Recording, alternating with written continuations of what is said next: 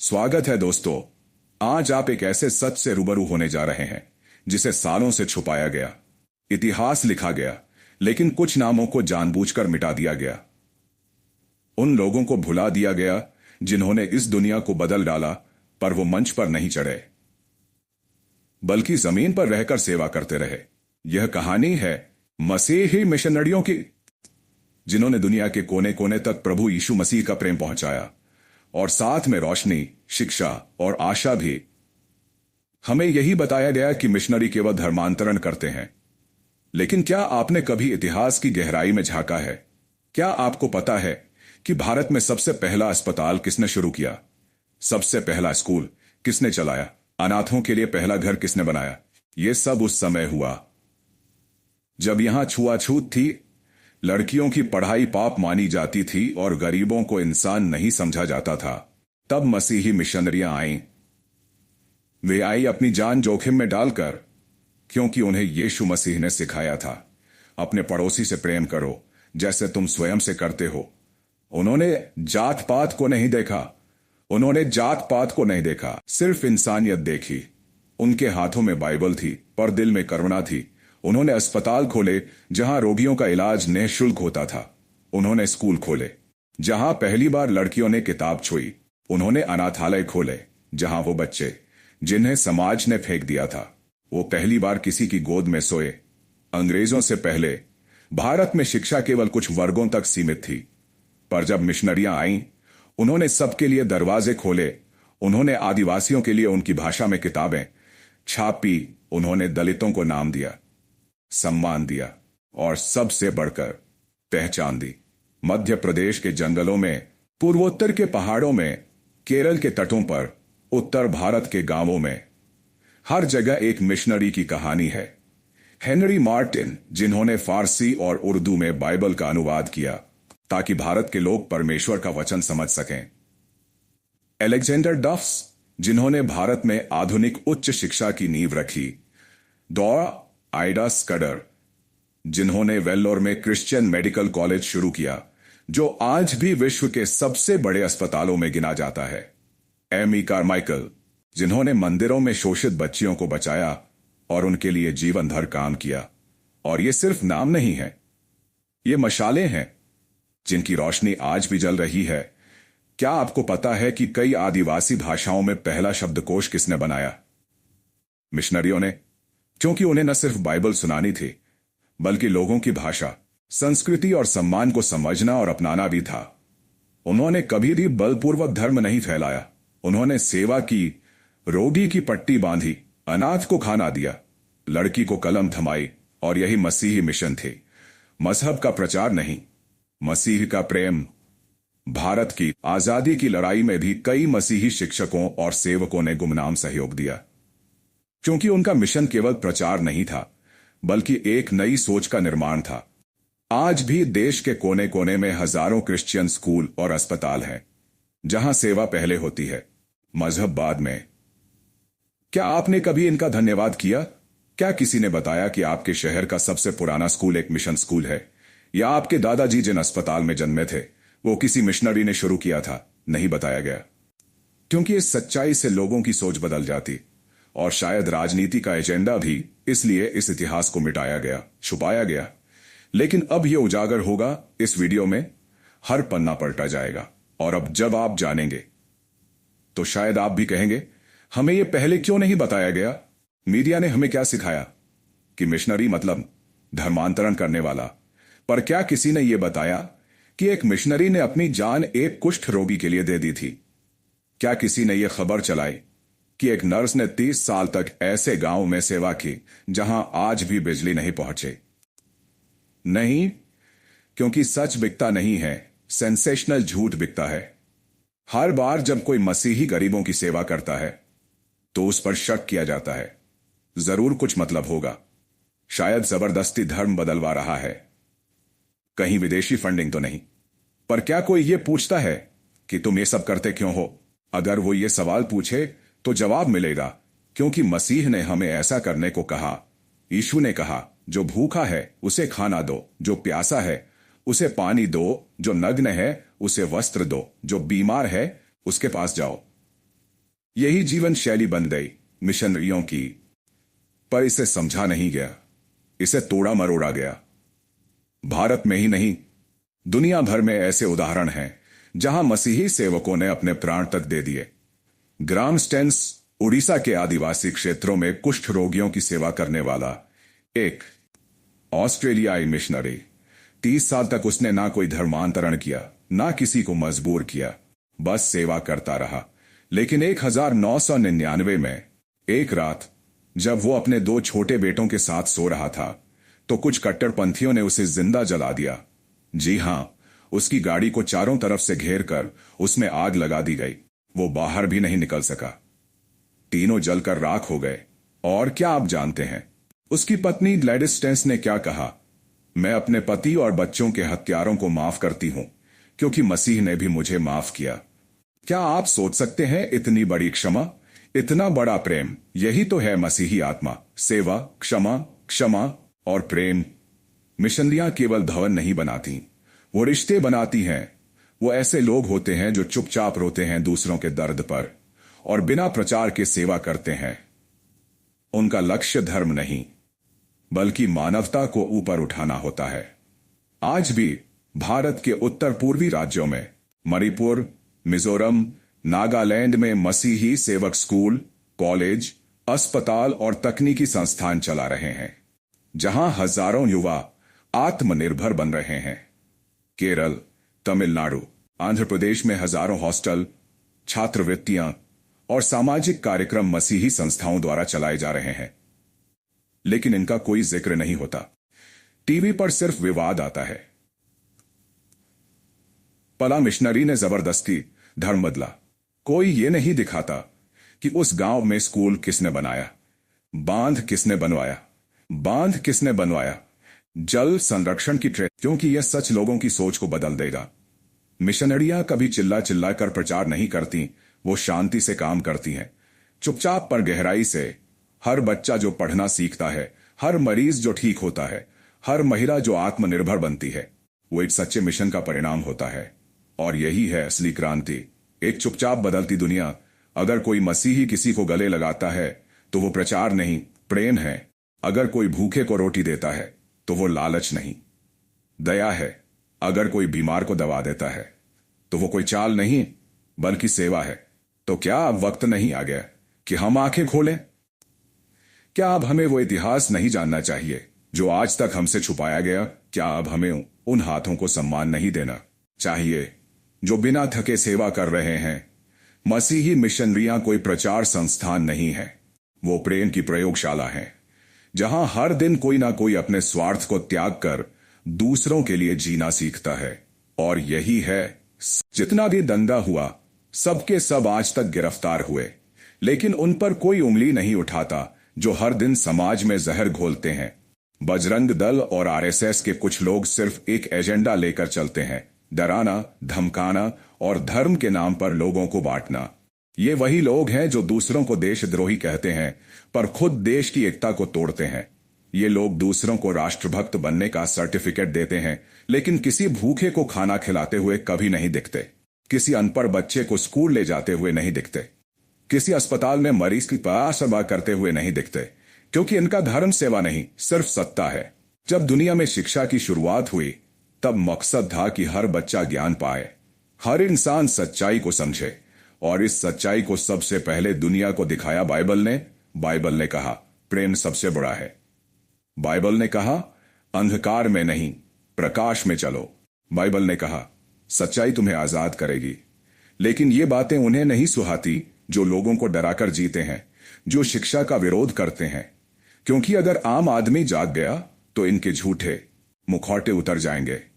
यही वजह है कि जब स्कूल खुले, जब विज्ञान ने तरक्की की, जब लड़कियां पढ़ने लगीं, तब सबसे ज्यादा परेशानी इन्हीं लोगों को हुई, क्योंकि इन्हें नहीं चाहिए समाज का विकास, इन्हें चाहिए अंधभक्ति, इन्हें चाहिए एक भीड़ जो सवाल न करे, इन्हें चाहिए एक ऐसा देश जहां डर का माहौल हो और सच्चाई बोलने वालों की आवाज दबा दी जाए। लेकिन सच्चाई को दबाया नहीं जा सकता। सच्चाई को जितना दबाओगे उतनी तेज गूंजेगी, और बाइबल की यही गूंज आज फिर से सुनाई दे रही है। मत डर, मैं तेरे साथ हूं, मैं तुझे कभी न छोड़ूंगा, न त्यागूंगा। आज जब कोई बच्चा स्कूल में दाखिला लेता है तो वो सिर्फ किताब नहीं खोलता, वो ज्ञान का दरवाजा खोलता है। और जब वो ज्ञान पाता है तब वो समझता है कि धर्म का असली मतलब क्या है। धर्म का मतलब प्रेम, धर्म का मतलब सेवा, धर्म का मतलब दूसरों के लिए जीना। जो लोग धर्म के नाम पर हिंसा करते हैं वो धर्म के नहीं, राजनीति के सेवक हैं। कभी सोचिए, क्या किसी भूखे को खाना खिलाने से धर्म खतरे में आ जाता है? क्या किसी बीमार की दवा देने से भगवान नाराज हो जाते हैं? क्या किसी बच्चे को स्कूल भेजने से संस्कृति मिट जाती है? अगर नहीं तो फिर ये लोग किसके एजेंडे पर काम कर रहे हैं? क्यों ये लोग अस्पताल नहीं खोलते? क्यों ये लोग अनाथ बच्चों की मदद नहीं करते? क्यों ये लोगों के परिवारों की मदद नहीं करते? क्यों ये लोग बेरोजगारों को नौकरी नहीं दिलाते?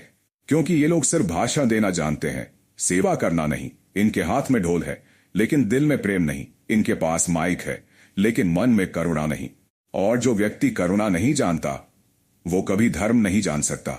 बाइबल कहती है, अगर तुम प्रेम नहीं करते तो तुमने परमेश्वर को नहीं जाना, क्योंकि परमेश्वर प्रेम है। परमेश्वर सेवा है। परमेश्वर सेवा है। परमेश्वर सेवा है। परमेश्वर वह नहीं जो डर फैलाए, बल्कि वह है जो टूटे दिलों को जोड़े, जो रोते को चुप कराए, जो गिरने वाले को उठाए, जो भटके हुए को रास्ता दिखाए। ध्यान से देखिए, जो लोग धर्म की रक्षा की बात करते हैं उन्होंने कब अंतिम बार किसी गरीब को गले लगाया था? कब किसी किसान का कर्ज माफ करवाया था? कब किसी विधवा मां को राशन दिलवाया था? कब किसी गरीब बच्चे की स्कूल फीस भरी थी? कभी नहीं, क्योंकि इनका मकसद सेवा नहीं, सिर्फ दिखावा है। इनका मकसद सेवा नहीं, सिर्फ सत्ता है। अगर आज देश में हर बच्चा बाइबल के उस उपदेश को पढ़े, अपने पड़ोसी से वैसा ही व्यवहार करो जैसा तुम अपने लिए चाहते हो, तो शायद समाज में नफरत की जगह प्रेम आ जाए। शायद फिर किसी को डर में जीना न पड़े, क्योंकि बाइबल लोगों को बांटती नहीं, बाइबल लोगों को जोड़ती है। यही बात जब ईसा मसीह ने कही तो क्रूस पर लटका दिया गया, पर उन्होंने फिर भी प्रेम चुना। घृणा नहीं, माफी चुनी। दंडन नहीं, त्याग चुना, दमन नहीं। आज जरूरत है कि हम उसी प्रेम को अपनाएं, उसी सेवा को अपनाएं, उसी सत्य को अपनाएं, और उन लोगों से सावधान रहें जो धर्म के नाम पर राजनीति कर रहे हैं, जो समाज में दीवारें बना रहे हैं, जो ज्ञान को रोकना चाहते हैं, जो बाइबल को जलाना चाहते हैं, क्योंकि उन्हें डर है। अगर लोग बाइबल पढ़ने लगे तो लोग सोचने लगेंगे। अगर लोग सोचने लगे तो लोग सवाल पूछेंगे। अगर लोग सवाल पूछेंगे तो इनके झूठ बेनकाब हो जाएंगे। इसलिए आज आवाज उठाइए, हम प्रेम के धर्म के साथ हैं। हम शिक्षा के पक्ष में हैं। हम सेवा को ही सबसे बड़ा धर्म मानते हैं। और हम हर उस व्यक्ति के साथ हैं जो सत्य के लिए खड़ा है, क्योंकि एक दिन सच ही जीतेगा और झूठ चाहे जितना भी शोर मचा ले आखिरकार चुप हो जाएगा। भाइयों और बहनों, जिन्होंने दुनिया में नफरत फैलाई, जिन्होंने धर्म को हथियार बनाया, जिन्होंने मासूमों को डराया, पीटा और जेल में डाला, क्या उन्होंने कभी भूखे को रोटी दी? क्या उन्होंने कभी किसी अनपढ़ को स्कूल पहुंचाया? कभी किसी बीमार को अस्पताल में भर्ती कराया? नहीं, क्योंकि उनका मकसद सेवा नहीं, सिर्फ शोर है। बाइबल ने जब शिक्षा दी तब दुनिया में स्कूल खुले। जब यीशु ने प्रेम सिखाया तब इंसानियत ने तरक्की की। जो आज खुद को धर्म का ठेकेदार कहते हैं, अगर दम है तो किसी गरीब के आंसू पोंछ के दिखाओ, किसी बेरोजगार को नौकरी दिला के दिखाओ। पर नहीं, वो बस दूसरों को गिराने में लगे हैं। लेकिन सच्चाई एक दिन जरूर जीतेगी। यीशु मसीह की शिक्षा आज भी लोगों को बचा रही है। आंख खोलिए और सच को पहचानिए। कहते हैं, जो सबसे चुप रहता है वही सबसे गहराई से काम करता है। मसीही मिशनरियां इसका जीता जागता उदाहरण हैं। आज भी जब दुनिया में तकनीक, राजनीति और युद्ध की बातें हो रही हैं, तब एक क्रिश्चियन बहन कहीं किसी आदिवासी गांव में एक बच्ची को किताबें पकड़ा रही है। एक मसीही भाई गर्मी और बारिश में चलते हुए किसी बीमार को अस्पताल पहुंचा रहा है। ये काम अखबारों की सुर्खियां नहीं बनते, पर यही सच्चा क्रांति है। क्या आपने कभी सुना है मदर टेरेसा के बारे में? उन्होंने धर्म नहीं पूछा, किसी को जबरदस्ती चर्च नहीं बुलाया, उन्होंने सिर्फ प्रेम दिया। उनके शब्द आज भी हमें झकझोरते हैं। हम सब बड़े बड़े काम नहीं कर सकते, पर हम छोटे छोटे काम बहुत प्रेम से कर सकते हैं। उनके जैसे ही आज भी हजारों क्रिश्चियन संस्थाएं भारत और दुनिया भर में प्रेम से छोटे छोटे काम कर रही हैं, जो मिलकर समाज को बदल रहे हैं। वर्ल्ड विजन इंडिया हजारों बच्चों को शिक्षा, पोषण और सुरक्षा देने वाली संस्था। इमैनुअल हॉस्पिटल एसोसिएशन देश के ग्रामीण इलाकों में सस्ते और गुणवत्ता वाले इलाज का इंतजाम। समारिटन्स पर्स आपदा आने पर सबसे पहले राहत लेकर पहुंचने वाली वैश्विक सेवा संस्था। इनके पास कोई राजनीति नहीं, कोई प्रचार नहीं, सिर्फ एक लक्ष्य है, यीशु मसीह के प्रेम को सेवा में बदलना। आपने शायद कभी सोचा नहीं होगा कि उत्तर भारत के गांवों में जहां लोग पीने का पानी भी नहीं ढूंढ पाते, वहां हैंडपंप लगवाने वाली टीमें मसीही संस्थाओं की होती हैं। छोटे बच्चों को टीबी, मलेरिया, डेंगू से बचाने के लिए जो मोबाइल हेल्थ वैन गांव-गांव जाती है, वो अक्सर मसीही संगठन ही होते हैं। तो फिर सवाल उठता है, अगर ये सब इतना अच्छा है तो इसे छुपाया क्यों जाता है? क्योंकि ये सोचने पर मजबूर कर देता है कि असली सेवा क्या है। और कहीं ना कहीं जो लोग धर्म के नाम पर सिर्फ राजनीति कर रहे हैं, उन्हें डर है कि अगर लोग मसीही सेवा को समझ गए तो शायद वे असली प्रेम और सच्ची भक्ति की ओर मुड़ जाएंगे। पर सच को ज्यादा दिन तक दबाया नहीं जा सकता। आज सोशल मीडिया के जमाने में हर वो बच्चा जो मिशन स्कूल में पढ़ रहा है, हर वो मरीज जो क्रिश्चियन अस्पताल से ठीक होकर निकला है, वो गवाही दे रहा है कि यीशु के नाम पर सेवा होती है, व्यापार नहीं। अब वक्त आ गया है कि हम अपने बच्चों को यह सिखाएं कि धर्म केवल पूजा पाठ नहीं, बल्कि सेवा भी है। और मसीही मिशन ने यही करके दिखाया। जो सबसे छोटा है वही सबसे बड़ा है। इसलिए मसीही मिशनरियां छोटे बनकर सबसे बड़ा काम कर रही हैं। एक अनाथ के लिए मां बन जाना, एक गरीब के लिए डॉक्टर बन जाना, एक निराश के लिए आशा बन जाना, यही है असली सेवा।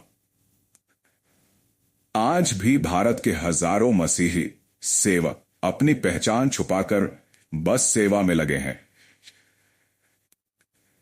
हर दिन प्रार्थना करके कक्षा में जाती है, या जो बस ड्राइवर बच्चों को लाता है वो हर रात किसी झोपड़ी में दवा बांटता है। उनका मिशन प्रचार नहीं, बल्कि जीवन जीना है जैसा मसीह ने जिया। यही तो असली ईसाई जीवन है, ना ढोर ना शोर, बस सेवा, प्रेम और नम्रता। अब यह हम पर है कि हम इस सच्चाई को अपनाएं या फिर उसी पुरानी सोच में जिएं जो झूठी कहानियों से भरी हुई है। लेकिन याद रखिए, सच का काम सिर्फ सामने आना है, बाकी निर्णय आपके हाथ में है। जरा सोचिए, जिस समाज में हम जी रहे हैं, जहां स्कूल, हॉस्पिटल, अनाथालय, वृद्धाश्रम जैसी चीजें आम हैं, क्या आपने कभी सोचा है इनकी नींव किसने रखी थी?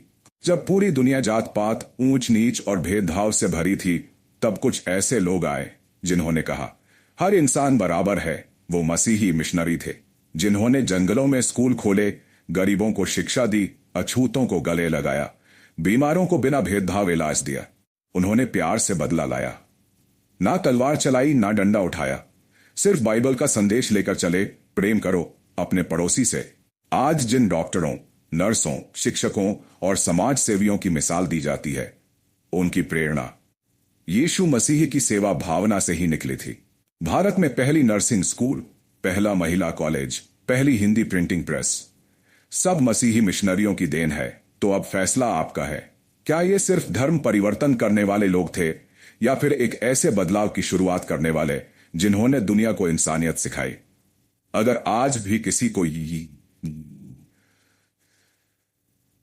ऐसा बूझकर आंखें मूंदे हुए है, भाइयों और बहनों, सच को समझिए। हर बार जो तस्वीर दिखाई जाती है वो पूरी नहीं होती। क्रिश्चियन मिशनरीज का काम सिर्फ धर्म का प्रचार नहीं था, बल्कि समाज को उठाना था, गिरों को संभालना था और दुनिया को रोशनी दिखाना था। अब फैसला आपको करना है, आप सच्चाई के साथ खड़े होंगे या भीड़ के साथ बह जाएंगे। और हां, अगर ये बातें आपके दिल को छू गई हैं तो इस वीडियो को शेयर जरूर करें, क्योंकि सच को फैलाना भी एक सेवा है। प्रभु यीशु मसीह आप सभी को बुद्धि दे, प्रेम दे और सच्चाई की ओर ले चले। आमीन।